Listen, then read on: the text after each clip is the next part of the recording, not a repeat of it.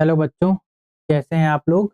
ठीक है, I hope आप लोग बहुत अच्छे होंगे। और आज हम लोग अपना कोऑर्डिनेशन कंपाउंड्स का सेकंड लेक्चर स्टार्ट करने चल रहे हैं। फर्स्ट लेक्चर में हम लोगों ने देखा था कि कोऑर्डिनेशन कंपाउंड्स क्या होते हैं और कोऑर्डिनेशन कंपाउंड्स में क्या-क्या चीज़ें होती हैं, कौन-कौन से चीज़ें होती हैं। और कोऑर्डिनेशन कंपाउंड से रिलेटेड हम लोगों ने देखा था कि कोऑर्डिनेशन कंपाउंड्स में सेंट्रल मेटल एटम यानी केंद्रीय धातु परमाणु की ऑक्सीकरण संख्या और उसकी ऑक्सीकरण संख्या कैसे निकाल सकते हैं। और हम लोगों ने ये भी देखा था कि कोऑर्डिनेशन कंपाउंड्स में समन्वय संख्या, कोऑर्डिनेशन नंबर, लिगेंड्स का वो कैसे निकाल सकते हैं। और हम लोगों ने सीखा था कि लिगेंड्स कितने टाइप के होते हैं। ठीक है भाई, हम लोगों ने देखा था कि लिगेंड्स कितने टाइप के होते हैं, ये भी हम लोगों ने देखा था। ठीक है, तो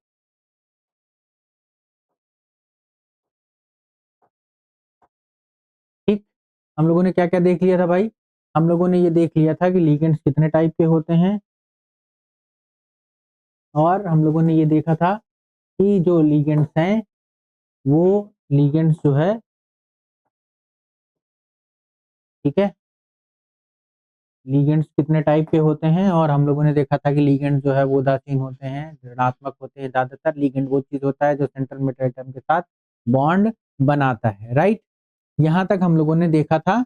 अब इसके आगे हम लोग बात करते हैं, लिगेंड्स पढ़ लिया, इसके आगे हम लोग बात करते हैं आईपीसी नामकरण। ठीक है, ये एक सवाल बोर्ड एग्जाम में जरूर आता है, कोऑर्डिनेशन कंपाउंड्स का आईपीसी नामकरण लिखने का, या आईपीसी नामकरण दिया होता है और आपको क्या करना होता है, आपको उसका लिखना होता है, क्या कहते हैं, स्ट्रक्चर। ठीक है, तो चलिए बात करते हैं आईपीसी नामकरण की, कोऑर्डिनेशन कंपाउंड्स के आईपीसी नॉमेनक्लेचर की। आईयूपीएसी नामकरण,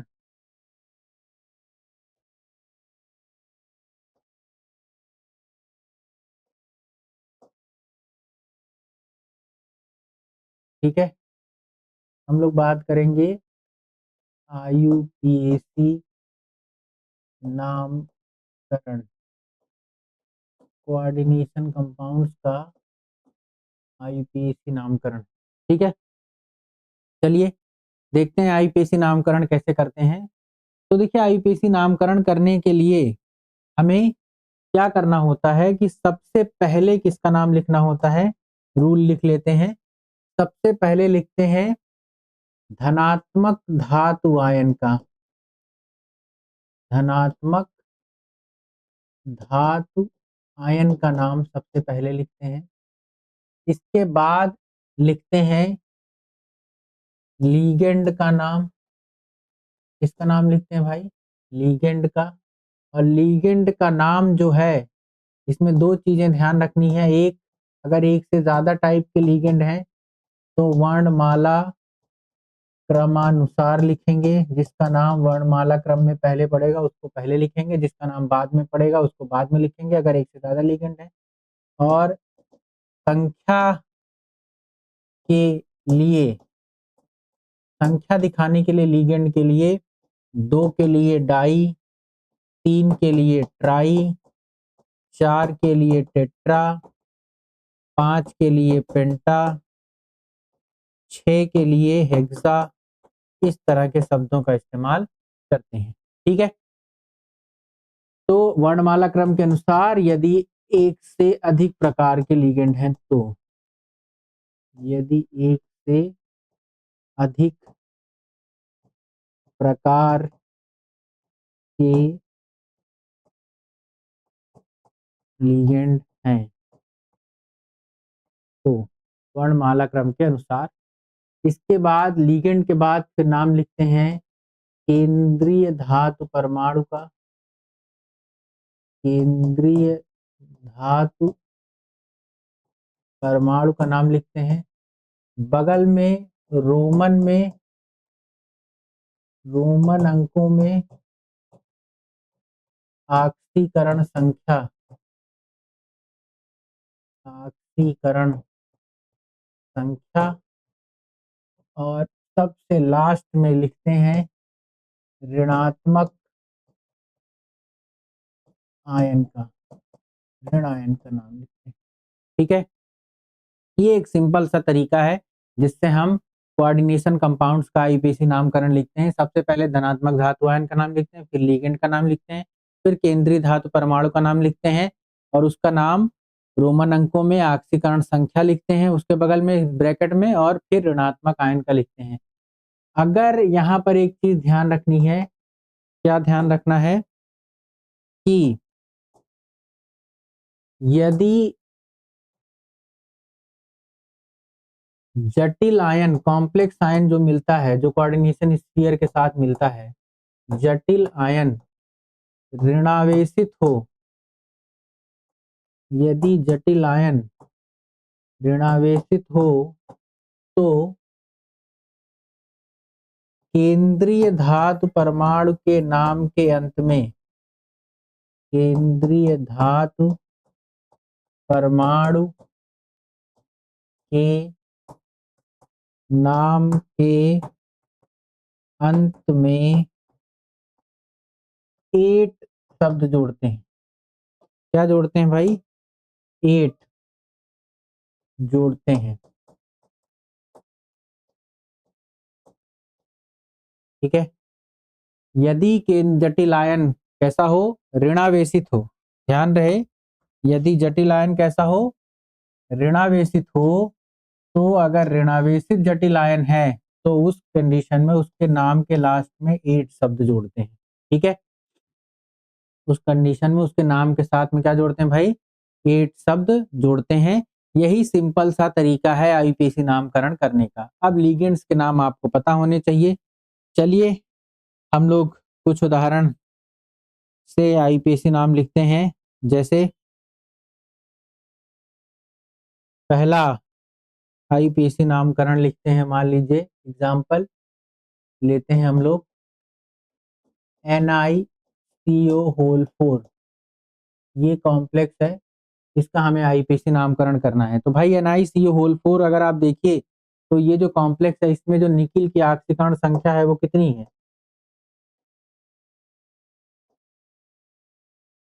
ठीक है, अगर इसमें निकिल की ऑक्सीकरण संख्या आप देखें तो निकिल की ऑक्सीकरण संख्या जो है वो 0 होगी। निकिल की ऑक्सीकरण संख्या जो है वो कितनी होगी? निकिल की ऑक्सीकरण संख्या जो है वो होगी क्या? 0। तो इसमें कोई धनात्मक धातु आयन नहीं है, कोई ऋणात्मक आयन नहीं है, केवल सेंट्रल मेटल एटम और लिगेंड है। तो सबसे पहले लिगेंड का नाम लिखेंगे। लिगेंड क्या है? CO। CO का नाम क्या लिखा जाता है भाई? कार्बोनिल। और कितनी संख्या है? 4। तो हम लिखेंगे टेट्रा कार्बोनिल। क्या लिखेंगे भाई? Tetra carbonyl. इसके बाद हमारा जो सेंट्रल मेटल एटम है वो क्या है? निकिल है। ठीक है, तो इसके बाद हम लोग क्या लिखेंगे बताइए भाई? Tetra carbonyl. उसके बाद सेंट्रल मेटल एटम का नाम क्या लिखेंगे? निकिल। और बीच रोमन में इसकी ऑक्सीकरण संख्या, रोमन में तो कोई सम नंबर है नहीं, तो टेट्रा कार्बोनिल निकिल और क्या लिखेंगे? 0। टेट्रा कार्बोनिल निकिल और 0। ठीक, आईपीसी नामकरण जब हम लिखते हैं तो इसमें नाम में कोई गैप नहीं होना चाहिए। यहाँ ये स्पेस दिख रहा है, स्पेस नहीं होना चाहिए। आईपीसी नामकरण लिखते समय नामों के बीच में कोई गैप नहीं होता। तो टेट्रा कार्बोनिल निकिल और ऑक्सीकरण संख्या 0। ठीक, चलिए अगला एग्जांपल देखिए। मान लीजिए हम ले लेते हैं CONH3 होल 4 Cl2 और Cl। तो देखिए धनात्मक धातु आयन तो है नहीं इस कॉम्प्लेक्स में, लेकिन ऋणात्मक धातु आयन है। धनात्मक धातु आयन कहाँ होगा? स्क्वायर ब्रैकेट के पहले, और स्क्वायर ब्रैकेट के बाद में क्या होता है? ऋणात्मक धातु आयन। तो इसमें सबसे पहले किसका नाम लिखा जाएगा? धनात्मक धातु आयन नहीं है तो लिगेंड का। लिगेंड हमारे पास 2 हैं, अमोनिया है और क्लोरीन है। तो 2 लिगेंड है, दोनों के आईपीसी नाम अगर देखेंगे तो एक का एमीन और एक का क्या लिखा जाएगा भाई? एक का लिखा जाएगा क्लोरो। ठीक है, एक का एमीन और एक का क्लोरो। तो आईपीसी नामकरण करते समय हम अल्फाबेटिक आर्डर में लिखेंगे। तो पहले किसका नाम लिखेंगे? एमीन का। कितनी संख्या है? 4। तो बताइए क्या लिखेंगे? इसका आईपीसी नाम लिखेंगे टेट्रा एमीन। क्या लिखेंगे? Tetra amine. इसके बाद क्लोरीन कितना है? 2, तो क्या लिखेंगे? 2 के लिए शब्द इस्तेमाल होगा डाई। 2 के लिए शब्द इस्तेमाल होगा क्या भाई? डाई। फिर क्लोरो। इसके बाद कोबाल्ट, ठीक है, क्या लिखेंगे? कोबाल्ट। अभी ये जो हमारा कॉम्प्लेक्स आयन, इस पर कैसा चार्ज आएगा? प्लस, और इस पर कैसा चार्ज आएगा? माइनस। जब कॉम्प्लेक्स आयन पे माइनस चार्ज आता है तब इसके नाम के लास्ट में 8 शब्द जोड़ते हैं। तो क्या हो गया? Tetraammine, di, chloro, cobalt. ऑक्सीकरण संख्या निकालेंगे। अमोनिया का 0, क्लोरीन का -2, इसका -1। -2 इधर जाएगा, क्या हो जाएगा? -2, और इस पर कितना आएगा? प्लस। तो टोटल +3 चार्ज होना चाहिए। तो ऑक्सीकरण संख्या कितनी? 3 आएगी। तो रोमन अंकों में क्या लिखेंगे? 3। इसके बाद क्लोरीन है, तो क्लोरीन क्या लिखेंगे? क्लोराइड, क्योंकि अब ये नेगेटिव आयन है, लीगेंड नहीं है, तो लीगेंड का नाम तो क्लोरो लिखा जाता है जब क्लोरीन रहता है, लेकिन जब वो ऋणात्मक आयन है तब इसका नाम क्या लिखा जाएगा? क्लोराइड। ठीक है, तो tetraammine, cobalt, die chloro, cobalt 3 chloride. चलिए अगला एग्जाम्पल देखिए। ठीक है, नेक्स्ट एग्जाम्पल देखते हैं। मान लीजिए ले लेते हैं PTNH3 होल 4 Cl2। ठीक है भाई, PTNH3 होल 4 Cl2। तो यहाँ पे देखिए कोई भी धनात्मक धातु आयन नहीं है, केवल लीगेंड है और ऋणात्मक आयन है और सेंट्रल मेटल एटम। तो सबसे पहले सेंट्रल मेटल एटम, सबसे पहले लीगेंड का नाम, और लीगेंड की संख्या कितनी है? 4। तो क्या शब्द इस्तेमाल होगा भाई? बोलिए। टेट्रा। फिर क्या जोड़ेंगे? एमीन। हो गया टेट्रा एमीन। ठीक है, क्या हो गया? Tetra amine. इसके बाद प्लेटिनम, क्या होगा? प्लेटिनम। ऑक्सीकरण संख्या निकालेंगे, 2 आएगा, प्लेटिनम 2। और क्लोराइड, यहाँ पे क्लोरीन की संख्या, जब सेंट्रल में, जब वो लीगेंड नहीं है तो जो काउंटर आयन होता है, जो ऋण आयन होता है, उसकी संख्या नहीं लिखते, सिर्फ लीगेंड की संख्या दिखाने के लिए डाई टाई टेट्रा शब्द का इस्तेमाल होगा। केवल किसके लिए? लीगेंड के लिए। जो धनात्मक धातु आयन या ऋणात्मक धातु आयन के लिए, देखिए यहाँ मैंने कहीं नहीं लिखा कि इनकी संख्या लिखनी है, केवल किसकी संख्या लिखनी है? लीगेंड की संख्या के लिए आप क्या कहते हैं? डाई ट्राई टेट्रा शब्द का इस्तेमाल करेंगे, बाकी और किसी चीज के लिए नहीं। ठीक है, चलिए नेक्स्ट एग्जाम्पल पर आते हैं भाई। ठीक है, नेक्स्ट एग्जाम्पल पर आते हैं।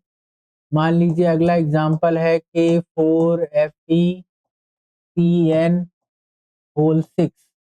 ठीक है, तो यहाँ पर देखिए धनात्मक धातु आयन है, और जब इसको तोड़ेंगे तो आपको मालूम है कि पोटेशियम पे प्लस और इस कॉम्प्लेक्स आयन पे कैसा चार्ज आएगा? माइनस।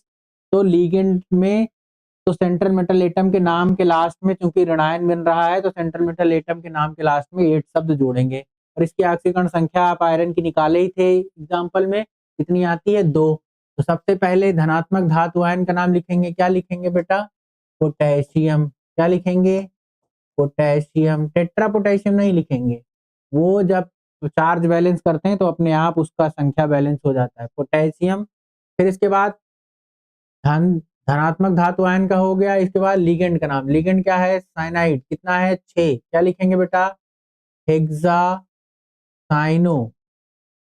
ठीक है, हो गया। साइनाइड का नाम क्या लिखा जाता है? साइनो।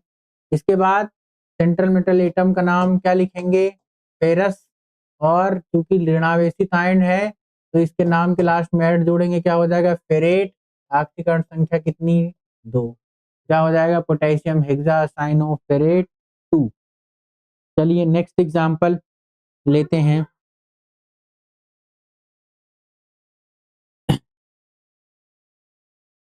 अगला एग्जांपल लेते हैं। Next example K3FeC2O4 whole thrice. इसका आईपीएसी नाम क्या होगा? ठीक है, ट्राई करेंगे आप लोग। देखिए ट्राई करिए, फिर मैं बताता हूँ।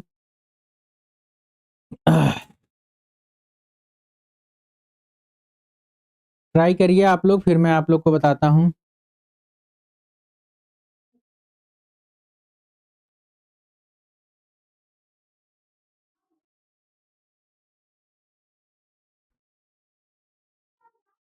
ठीक है, देखिए इसमें भी धनात्मक धातु आयन है, तो सबसे पहले इसी का नाम लिखा जाएगा, क्या लिखा जाएगा? पोटेशियम। तो सबसे पहले तो इसी का नाम लिख दीजिए, पोटेशियम। इसके बाद लीगेंड का नाम, लीगेंड क्या है? C2O4, C2O4 मतलब ऑक्सलेट, और ऑक्सलेट के नाम के लास्ट कितनी संख्या है? 3। तो क्या हो जाएगा? 3 के लिए शब्द इस्तेमाल होगा ट्राई ऑक्सलेट, और जितने भी नेगेटिव लिगेंड होते हैं उन सब के नाम के लास्ट में क्या जोड़ते हैं? ओ। तो क्या हो जाएगा? ऑक्सलेटो। इसके बाद आयरन, ये भी कॉम्प्लेक्स आयन, नेगेटिवली चार्ज होगा, तो आयरन का नाम क्या लिखेंगे बेटा? फेरेट। और ऑक्सीकरण संख्या निकालेंगे, कितनी आएगी ऑक्सीकरण संख्या? बताइए, ठीक है, कितनी आएगी संख्या बेटा? ठीक, देखिए यहाँ पे इस पे C2O4 में कितना माइनस होता है? 2, याद है आपको? 3 तो कितने माइनस हो गए? 3 दूना 6, 6 माइनस और प्लस के कितने? 3। तो टोटल प्लस और कम कितना पड़ रहा है? 3। तो कितनी ऑक्सीकरण संख्या आएगी? 3। तो क्या हो गया? Potassium tri oxalato ferrate 3। ठीक है, चलिए नेक्स्ट एग्जाम्पल देखते हैं, अगला एग्जाम्पल देखते हैं भाई। ठीक है, नेक्स्ट एग्जाम्पल देखते हैं कौन सा ले लिया जाए। PtClNO2NH3 होल 4SO4, ये वाला कॉम्प्लेक्स देखते हैं हम लोग। PtClNO2, PtClNO2 और NH3 whole 4SO4, NH3 whole 4 और इसके बाद SO4, ये कॉम्प्लेक्स है, इसका हमें क्या लिखना है? आईपीसी नाम। ठीक है, कितने लिगेंड लगे हैं? 3, क्लोरो, नाइट्रो और अमोनिया। तो अल्फाबेटिक ऑर्डर में लिखेंगे, सबसे पहले किसका नाम लिखेंगे? अमोनिया का। तो अमोनिया कितनी संख्या है? 4। तो क्या लिखेंगे भाई? Tetra amine. क्या लिखेंगे? Tetra amine. इसके बाद एक क्लोरीन, तो क्लोरो, फिर NO2 का नाम क्या लिखेंगे भाई? नाइट्रो। टेट्रा एमीन, क्लोरो, फिर नाइट्रो। इसके बाद प्लेटिनम, जगह नहीं है इसलिए इधर लिख रहे हैं प्लेटिनम। इसके बाद इसकी ऑक्सीकरण संख्या, प्लेटिनम की ऑक्सीकरण संख्या कितनी आएगी बेटा? देखिए, क्लोरीन पर -1, NO2 पर -1, तो -2, और इधर +2, तो कितना हो जाएगा? 4। तो प्लेटिनम 4। इसके बाद सल्फेट, नेगेटिव आयन का नाम लास्ट में सल्फेट। ठीक है, बोलिए कोई दिक्कत? देखिए मैं ऑक्सीकरण संख्या इतना जल्दी कैसे निकाल ले रहा हूँ, तो बहुत आसान है ऑक्सीकरण संख्या निकालना। क्लोरीन पर कितना चार्ज होता है बेटा? -1। NO2 पर कितना? -1। अमोनिया पर कितना? 0। सल्फेट पर कितना? -2। तो माइनस के टोटल कितने चार्ज हो गए? 4। तो प्लस के कितने चार्ज होने चाहिए? प्लस का भी कितना होना चाहिए? 4। तो प्लेटिनम पे कितना चार्ज आ जाएगा? +4। ठीक है, प्लेटिनम पे कितना चार्ज आ जाएगा? +4। राइट, कोई समस्या, कोई दिक्कत? मुझे लगता है आपको आईपीसी नाम लिखने में अब कोई समस्या, कोई दिक्कत नहीं होनी चाहिए। कई सारे एग्जाम्पल मैंने आपको करा दिए, बाकी सारे एग्जाम्पल्स को आप ट्राई करिएगा, सॉल्व करिएगा, हल करने की कोशिश करिएगा, तो आप देखेंगे कि आपको आईपीसी नाम लिखने में कोई समस्या नहीं होगी। एक सवाल जरूर इस पर आता है। ठीक, अभी देखिए एक दो सवाल और दूसरे देख लेते हैं जिसमें आईपीसी नाम दिया हो और हमें स्ट्रक्चर लिखना हो। तो चलिए देखते हैं। कह रहा है टेट्राएमीन कार्बोनेटो कोबाल्ट 3 क्लोराइड। चलिए क्या कह रहा है क्वेश्चन भाई? क्वेश्चन कह रहा है टेट्राएमीन कार्बोनेटो कोबाल्ट 3 क्लोराइड, ये आईपीसी नाम दिया है, हमें लिखना है इसका स्ट्रक्चर। क्या लिखना है बेटा? इसका स्ट्रक्चर लिखना है। तो देखिए स्ट्रक्चर लिखने के लिए सबसे पहले आप क्या पकड़ेंगे? सबसे पहले पकड़िए सेंट्रल मेटल एटम क्या है। क्या देखेंगे? Central metal atom. तो सेंट्रल मेटल एटम क्या है बेटा? कोबाल्ट। तो सबसे पहले आप कोबाल्ट लिख लीजिए, बिना कुछ सोचे आप सबसे पहले क्या लिख लीजिए, सबसे पहले लिख लीजिए कोबाल्ट। तो आपने लिख लिया कोबाल्ट। इसके बाद लिगेंड देखिए, लिगेंड क्या है, अमोनिया, कितना है 3, और क्या है कार्बोनेट, तो कार्बोनेट है, और अमोनिया कितना है टेट्रा मतलब 4, 4 जो है आपके पास अमोनिया है, तो ये हो गया बेटा 4 अमोनिया है।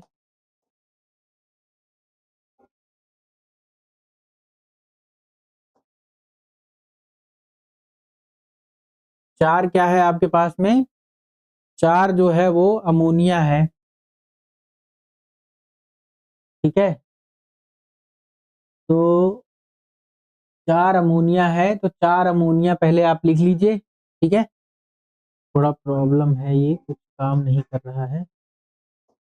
4 जो है क्या है बेटा अमोनिया है, तो 4 तो अमोनिया लिख लीजिए, यानी NH3 कितना हो गया होल 4। इसके बाद कार्बोनेटो, कार्बोनेटो मतलब कार्बोनेट, तो कार्बोनेट क्या होता है बेटा CO3, एक CO3 है। इसके अलावा और कोई लिगेंड है नहीं, तो इसको स्क्वायर ब्रैकेट बंद कर दीजिए, और साथ में क्या है बेटा क्लोराइड है, साथ में क्या है क्लोराइड है। तो देखिए कार्बोनेट पे कितना माइनस होता है 2, और क्लोरीन हमको कितना लगाना पड़ेगा माइनस, क्योंकि कोबाल्ट पे +3 चार्ज है, तो हमको माइनस का 3 चाहिए, तो कार्बोनेट पे -2, एक Cl लगा देंगे तो एक और माइनस, तो टोटल कितने माइनस हो गए 3। ये हमारा हो गया स्ट्रक्चर, ठीक, समझ में आ गया भाई, ये हो गया इसका क्या स्ट्रक्चर। चलिए नेक्स्ट क्वेश्चन देखिए, अगला क्वेश्चन, नेक्स्ट क्वेश्चन देखिए, नेक्स्ट क्वेश्चन क्या है क्वेश्चन, क्वेश्चन कह रहा है hexammine cobalt 3 sulphate, hexammine cobalt 3 sulphate, IUPAC नाम लिखा है hexammine cobalt 3 sulphate, hexammine cobalt 3 sulphate, इसका हमें बनाना है स्ट्रक्चर। तो मैंने आपको कहा कि स्ट्रक्चर बनाने के लिए सबसे पहले क्या ध्यान दीजिए आप, सबसे पहले आप ध्यान देंगे सेंट्रल मिडल एटम क्या है, तो केंद्रीय धातु परमाणु क्या है बेटा कोबाल्ट, तो कोबाल्ट लिख लीजिए। फिर सेकंड नंबर पर आप किस पर ध्यान देंगे, लीगेंड, लीगेंड क्या है, तो लीगेंड है अमोनिया, कितना है 6, तो आप अमोनिया लिख देंगे, और इसकी संख्या कितनी है 6, और कोई बचा नहीं। तो अब आप क्या करेंगे बेटा, अब आप करेंगे इसको स्क्वायर ब्रैकेट में बंद। अब क्या लगाना है सल्फेट, क्या लगाना है बेटा सल्फेट, तो सल्फेट हमको कितना लगाना पड़ेगा, देखिए एम कोबाल्ट पर कितना चार्ज है +3, और सल्फेट पर कितना होता है -2, कोबाल्ट पर कितना चार्ज है +3, और सल्फेट पर कितना होता है -2, तो -2 और -3 को बराबर करना पड़ेगा, तो -2 में कितना गुणा करना पड़ेगा 3, और जो 3 है उसमें कितने का गुणा करना पड़ेगा 2 का, मतलब ये हो जाएगा CONH3 होल 6 ट्वाइस, और सल्फेट का होल थ्राइस। अब इसका चार्ज बैलेंस होगा, ये थोड़ा कठिन सवाल है बट इंपॉर्टेंट सवाल है, अच्छा सवाल है, तो आप इसको अच्छे से ध्यान रखिएगा, ठीक है। चलिए एक दूसरा सवाल लेते हैं थोड़ा इजी।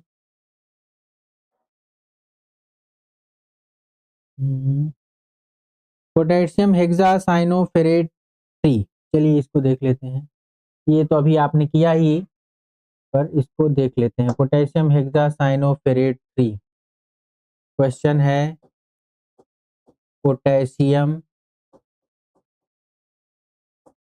हेक्सासाइनोफेरेट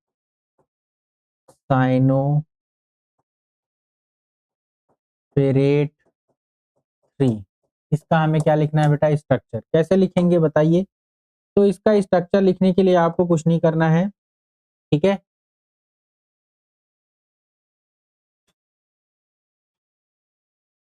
इसका स्ट्रक्चर लिखने के लिए आपको कुछ नहीं करना है, इसका स्ट्रक्चर लिखने के लिए देखिए सबसे पहले आप देखिए कि क्या कहते हैं, सेंट्रल मेटल एटम क्या है, तो सेंट्रल मेटल एटम क्या है, आयरन है। तो सबसे पहले आप लिखेंगे सेंट्रल मेटल एटम आयरन। फिर देखेंगे लीगेंड, लीगेंड क्या है, सेकंड नंबर पे लीगेंड साइनो है, CN है, कितना है 6 है, तो CN होल 6 हो गया। इसके बाद आप देखेंगे कि चार्ज कितना है, +3। साइनाइड पे कितना चार्ज होता है बेटा, -1, तो 6 CN है तो माइनस के कितने हो गए, 6। ठीक है, 6 CN है तो माइनस के कितने हो गए, बोलिए, 6 CN है तो माइनस के कितने हो गए, 6, और प्लस के कितने हैं, 3। प्लस के कितने कम पड़ रहे हैं, 3, तो 3 कौन जुड़ेगा, पोटेशियम। कैसे जुड़ेगा, K3, ये हो गया K3FeCN होल 6, ये हो गया इसका स्ट्रक्चर। ठीक है, ये भी इंपॉर्टेंट है, ध्यान रखिएगा। मुझे लगता है कि आपको अब IUPAC नामकरण लिखने और या आपको क्या कहते हैं, इसका स्ट्रक्चर लिखने में कोई समस्या नहीं आएगी। ठीक है ना बेटा।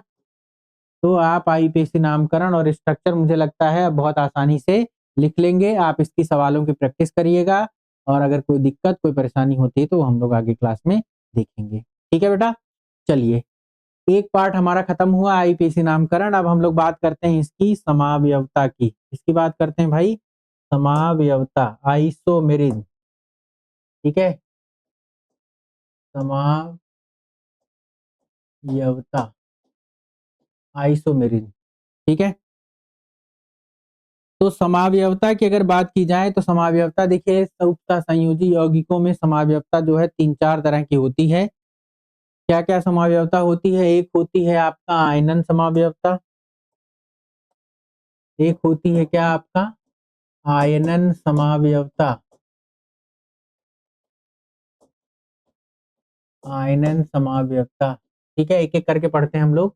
देखिए आयनन समावयवता क्या होती है, आयनन समावयवता का मतलब जो हमारा कोऑर्डिनेशन कंपाउंड होगा उसके अगल बगल, ठीक है, जो आयन्स हों वो अगर अगल अलग टाइप के हों तो उसको हम कहते हैं क्या, आयनन समावयवता। कोऑर्डिनेशन स्फीयर के अंदर और उसके बाहर अगर आयन बदल जाएं और अणुसूत्र समान हो, समावयवता का मतलब क्या होता है, समान, समान अणुसूत्र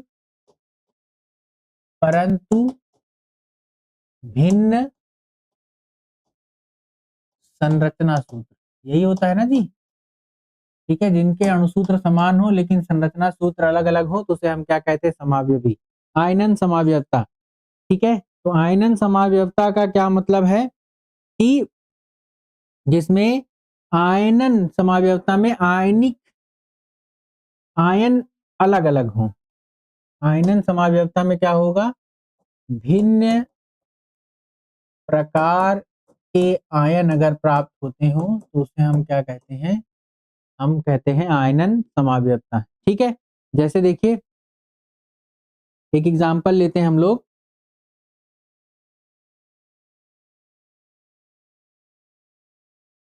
फॉर एग्जांपल जैसे देखिए CONH3 whole 4, CONH3 whole 5 Br और SO4, CONH3 होल 5 Br और, ठीक है, SO4। तो यहाँ पर जब इसको आप तोड़ेंगे तो इसको तोड़ने पर आपको ये एक कॉम्प्लेक्स आयन मिलेगा, CONH3 होल 5 Br और +2 और प्लस SO4-2। इसी कंपाउंड को अगर इस तरह से लिखा जाए, CONH3 होल 5 SO4 और Br, ठीक है।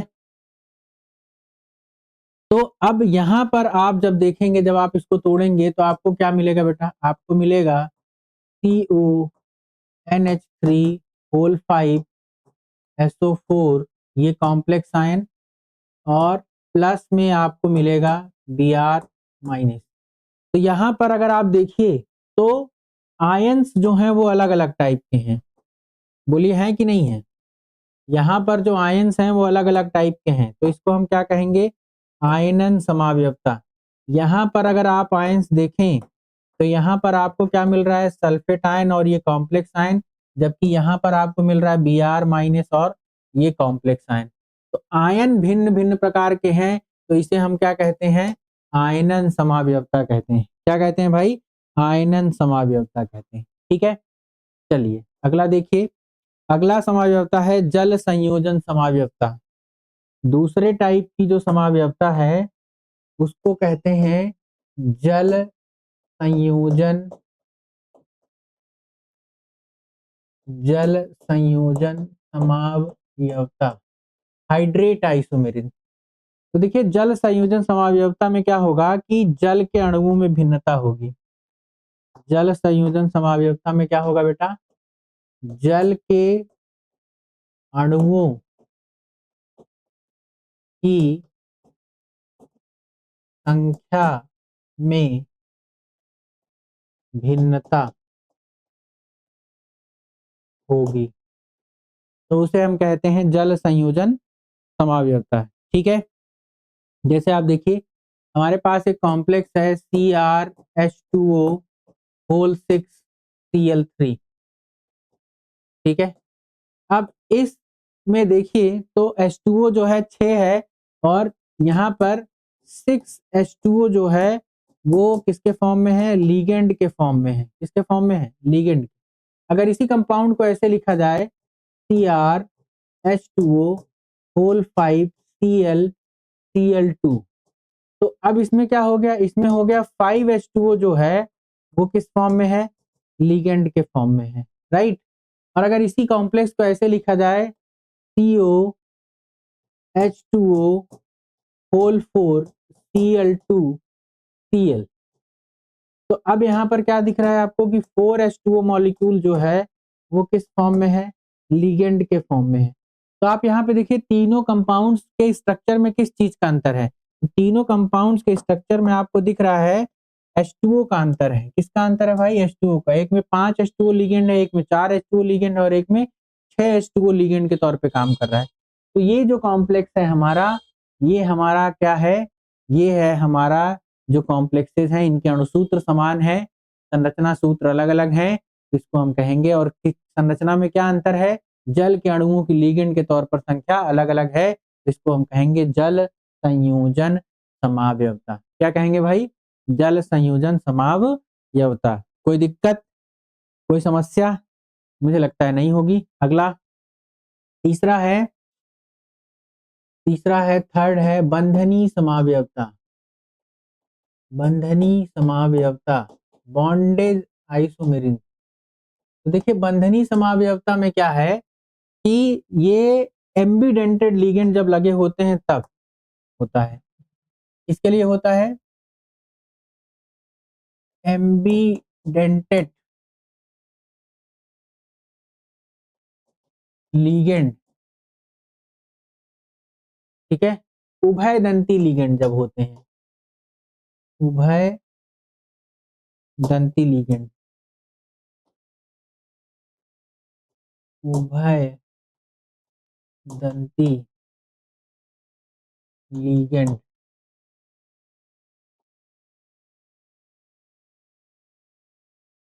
उभय दंती लिगेंड के केस में ऐसा होता है। उभयदंती लिगेंड क्या होते हैं, ऐसे लिगेंड जिसमें एक से अधिक डोनर एटम होते हैं, एक से अधिक दाता परमाणु, अधिक दाता परमाणु, परंतु एक समय में, परंतु एक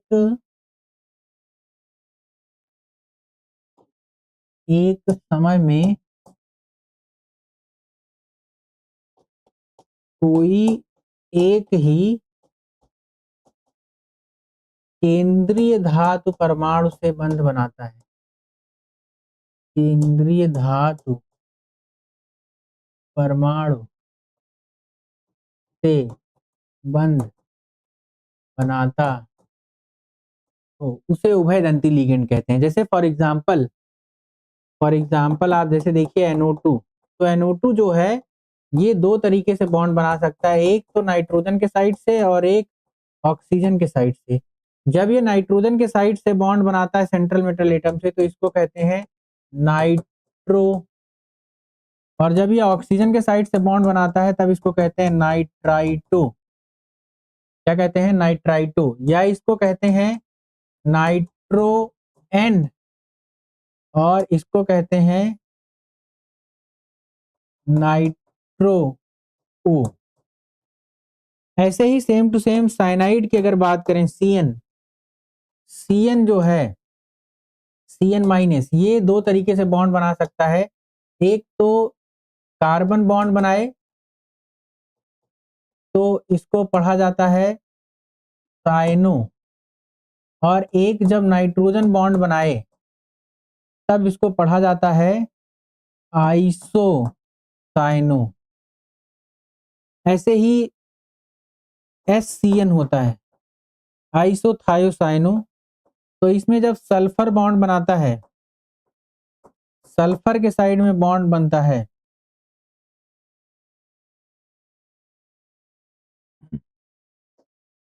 जब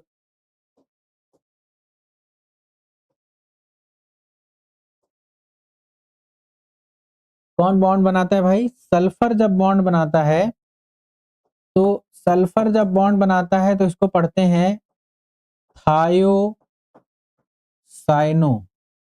और जब नाइट्रोजन बॉन्ड बनाता है NCS, जब इसको लिखते हैं, जब नाइट्रोजन बॉन्ड बनाता है तो इसको पढ़ते हैं आइसो थायोसाइनो।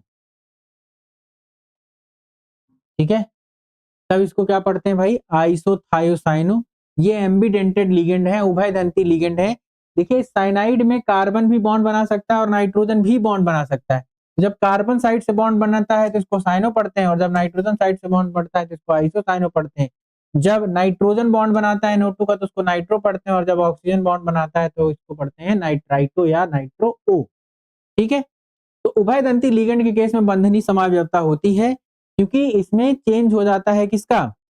इसमें चेंज हो जाता है जो हमारा लिगेंड है उसका बॉन्डिंग पैटर्न बदल जाता है। क्या बदल जाता है भाई?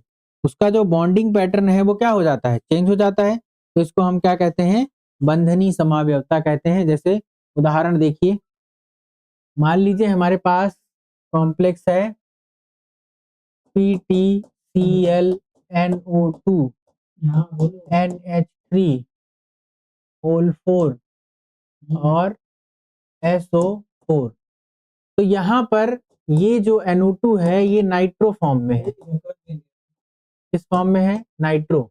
और इसी कंपाउंड को जब ऐसे लिखा जाए PTClONO और NH3 होल 4 और SO4, अब ये किस फॉर्म में है? अब ये इस फॉर्म में है, नाइट्राइटो फॉर्म में है।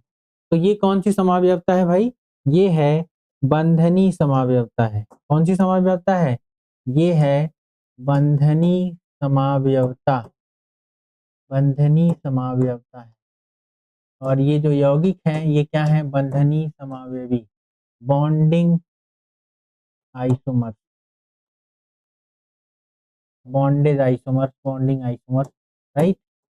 तो कहने का मतलब यह है कि जब उभयदंती लिगेंड लगा होगा तो उसमें बंधनी समावयवता होगी। बिल्कुल आसान है, बहुत आसानी से आप पहचान सकते हैं, समझ सकते हैं कि बंधनी समावयवता का मतलब क्या होगा। जब क्या हो? जब आपके सामने क्या हो?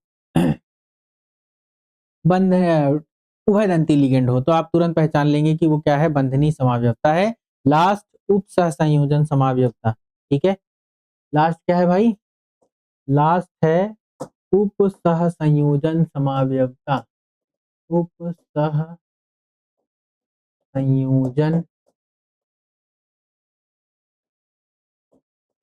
समावयवता, कोऑर्डिनेशन स्फीयर आइसोमेरिज। तो देखिए उप सहसंयोजन समावयवता का मतलब क्या है कि उप सहसंयोजन मंडल यानी कोऑर्डिनेशन स्फीयर उप सहसंयोजन मंडल के भीतर लीगेंड अलग अलग प्रकार के हों, अलग अलग प्रकार के हों, ठीक है। उप सहसंयोजन मंडल के अंदर लीगेंड जो है वो अलग अलग प्रकार के हों, उसे हम क्या कहेंगे, उप सहसंयोजन समावयवता कहेंगे, ठीक है। जैसे फॉर एग्जाम्पल आपको हम लेते हैं, ठीक है, CuNH3 होल 4, ये एक कॉम्प्लेक्स है और ये कोऑर्डिनेशन कॉम्प्लेक्स है PtCl4, ये पूरा एक कॉम्प्लेक्स है, ठीक है। इसमें दो कोऑर्डिनेशन स्फीयर हैं और इसमें प्लेटिनम के साथ क्लोरीन है और कॉपर के साथ अमोनिया है। इसी कॉम्प्लेक्स को अगर ऐसे लिखा जाए, कैसे लिखा जाए, CuCl4 और PtNH3 होल 4, तो अब इन दोनों कॉम्प्लेक्सेज में किस चीज का अंतर है, तो इन दोनों कॉम्प्लेक्सेज में भैया किस चीज का अंतर है, इन दोनों कॉम्प्लेक्सेज में अंतर है किसका, इन दोनों कॉम्प्लेक्सेज में कोऑर्डिनेशन स्फीयर के अंदर लीगेंड अलग अलग है। यहाँ पर आप देखिए तो कॉपर के साथ अमोनिया है और यहाँ पर कॉपर के साथ क्या है, Cl। तो कोऑर्डिनेशन स्फीयर के अंदर अगर लीगेंड्स बदल जाते हैं, समन्वय मंडल के भीतर लीगेंड्स अगर बदल जाते हैं, उप सहसंयोजन मंडल के भीतर लीगेंड्स अलग अलग प्रकार के हों, तो उसे हम कहते हैं क्या, उप सहसंयोजन समावयवी। और इस प्रकार की समावयवता को कहते हैं क्या, उप सहसंयोजन समावयवता, ठीक है। तो इस लेक्चर में हम लोगों ने क्या क्या सीखा बेटा, इस लेक्चर में हमने पढ़ा कि लीगेंड्स का आईपीसी कोऑर्डिनेशन कंपाउंड्स, उप सहसंयोजी यौगिकों का आईपीसी नाम कैसे लिखते हैं। और इस लेक्चर में हमने क्या सीखा, इस लेक्चर में हमने सीखा कि उप सहसंयोजी यौगिकों में कौन कौन से प्रकार की समावयवता आइसोमेरिज्म होती है, राइट। तो ये सारी चीजें आपने इस लेक्चर में आज सीखी और अगली वीडियो में हम लोग बात करेंगे इसके आगे, यानी संयोजकता आबंध सिद्धांत, वैलेंस बॉन्ड थ्योरी, और बात करेंगे क्रिस्टल क्षेत्र सिद्धांत CFT की अगले लेक्चर में, ठीक है। चलिए मिलते हैं अगले लेक्चर में। सेशंस को ज्यादा से ज्यादा लोगों तक शेयर करिए, ज्यादा से ज्यादा लोगों तक पहुंचाइए, जिससे कि हम आप तक, उन सभी बच्चों तक पहुंच सकें जिनको की केमिस्ट्री में समझने में समस्या है, समझने में प्रॉब्लम है। और आपको मालूम है, आप जानते हैं, मुझे पूरा भरोसा है, पूरा यकीन है कि आप सेशंस को ज्यादा से ज्यादा तक शेयर करेंगे, जिससे कि सभी बच्चों का भला हो सके और मैं भी ज्यादा से ज्यादा बच्चों तक पढ़ा सकूं, ज्यादा से ज्यादा बच्चों तक पहुंच सकूं और अधिक से अधिक बच्चों को पढ़ा सकूं, ठीक है। थैंक यू, मिलते हैं अगली क्लास में।